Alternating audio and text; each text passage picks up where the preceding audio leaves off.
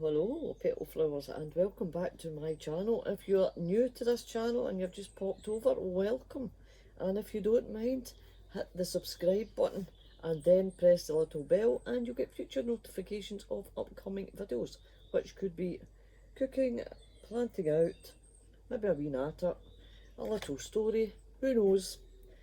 It's a mixed bag of everything on here.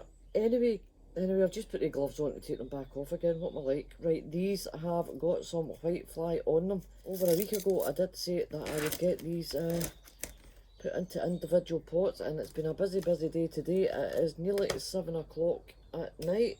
Did I say Tuesday the 19th? Anyway, I've said it again just in case I haven't. I'm going to be doing them shortly potly because they really need to get split up and put into their individual pots.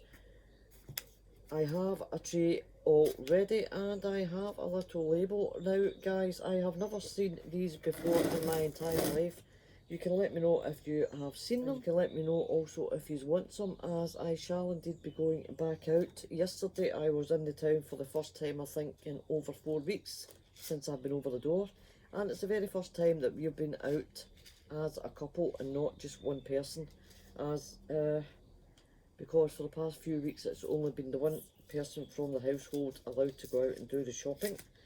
So hubby's done the last two, but yesterday I thought it was time, ladies and gentle spoons, to go and get the right sort of things, if you know what I mean. And I picked up these when I was out along with some compost, so I should have, when I'm thinking about it, I should have picked up 2 or 3 packets just in case anybody wanted some, but I thought they were absolutely beautiful. Red meat. Apparently they're quite large radish, but they remind me of, what do you call it? You know, the pink grapefruit you get? And it says, they plant them May, June and July, and then you lift them October, November, December. A radish autumnal variety. But there we go again, guys. So I will save some seeds from this packet. I've got a couple of people in mind to send these to, as I've got a wee package I have to send to Anne. Don't worry Anne, I have not forgotten about you, sweetheart. But as I said yesterday, it was the first time I was over the door in about 4 weeks, and afraid didn't get to the post office. It was just to the shops and to pick up what we needed. But we do have to go back out in a couple of days time for some chicken feed and some chick starter feed. We have our first chicken Irn-Bru. We have our first chicken that is now sitting on eggs.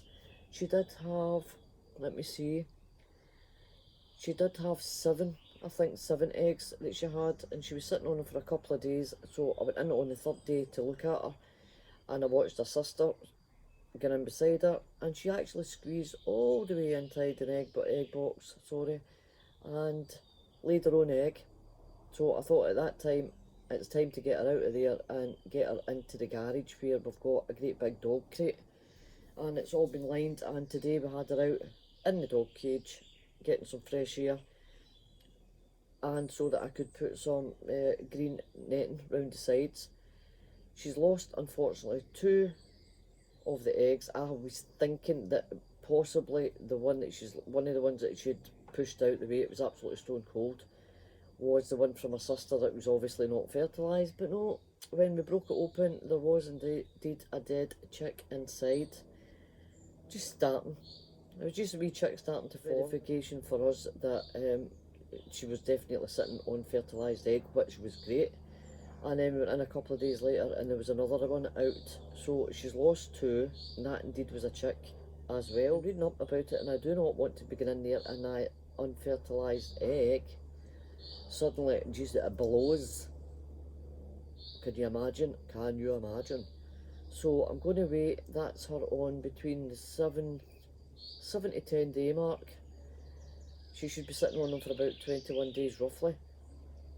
So I'm going to leave it another 2 days, and then I'll get in with the torch at night time when it's pitch black, and I will candle the eggs where you hold them up and you shine them through, and hopefully the unfertilised egg that does not blow up between now and then. So anyway, as I was showing you at the beginning, I have already put some compost in here and wet it. And these are the exact same as a tiny little coriander seeds, if you can see that. And I'm just going to broadcast these over the top of this tray. As I said, absolutely gorgeous. I do have butternut squash to put out. It's been absolutely red hot today. Makes a change. And yes, we have started watering things. A few days ago I was moaning about the weather and the flooding of the garden, and now I am moaning that it's going to be far too hot tonight to sleep, and everything in pots is needing watered already. So I was waiting till it cools down to get the butternut squash in. So there we go, guys, if you can have a wee gander at that. That's what I was going to put the gloves back on for. I'm just going to lightly cover these with some compost.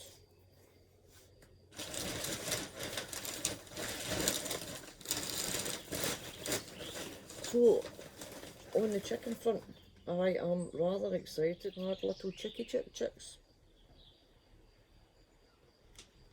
And so I shall have to get out at some point and get some chick starter feed. Because wee Irn-Bru will be losing an awful lot of weight, although she has been eating. But they do lose an awful lot of weight while they're sitting on their eggs. And when the chicks come out, the chick starter feed is ideal to build her back up again when she's done. So I've already prepared the label and everything else, and that indeed will be going in here, so I can put the wee lid on it. And that shall be my radish red meat. One last look, absolutely stunning there, beautiful. Don't know what they taste like. Does it say if they're nippy or whatever? No, doesn't say. And I shall pop some of these in a little sachet or packet or envelope and post them on to you as well. But there's quite a few seeds in there, guys, so if you're wanting a full packet of these, please let me know and I'll try and see the next time I'm out if I can get them. And if anybody wants some of these seeds, then let me know. I can give a few out to 2 or 3 different people if you want. So there you go,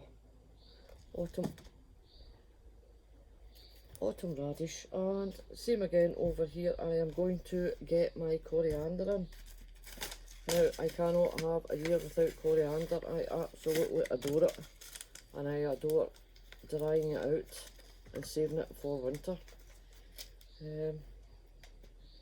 So I picked these up yesterday as well. Lovely coriander. So I'm just going to do the one pot just now, and in about a week's time they just look the exact same,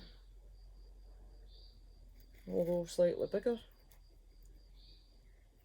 as the red meat radish. Coriander done. Pop that up again with some compost. This compost has been absolutely pathetic. Big bits of wood, big bits of stones, unbelievable. And this indeed has already been, oh excuse me, actually has indeed been watered also. So there we go, 1 tub of coriander. Can I get that squeezed in there? That's a tub of lettuce I've got here. I don't know if you can see that. Got a wee tub of lettuce in there, and another 4 marketeer cucumbers I put in there after, if you remember right, the first lot did not come up at all. Oh, is that going to go in here? Now, I really don't need the lid on any of these because of the hot weather. I just thought, just to give them a wee start, I'll put the I'll put the wee lid on the top and I'll find out where it is. There you go. That's our coriander. And just drop that in water. That's our coriander there, and that is our red meat. Beautiful radish that I'm very much looking forward to trying. Until the next one, au revoir to the pip. And bye-byes. Bye guys. Stay safe. Bye-byes.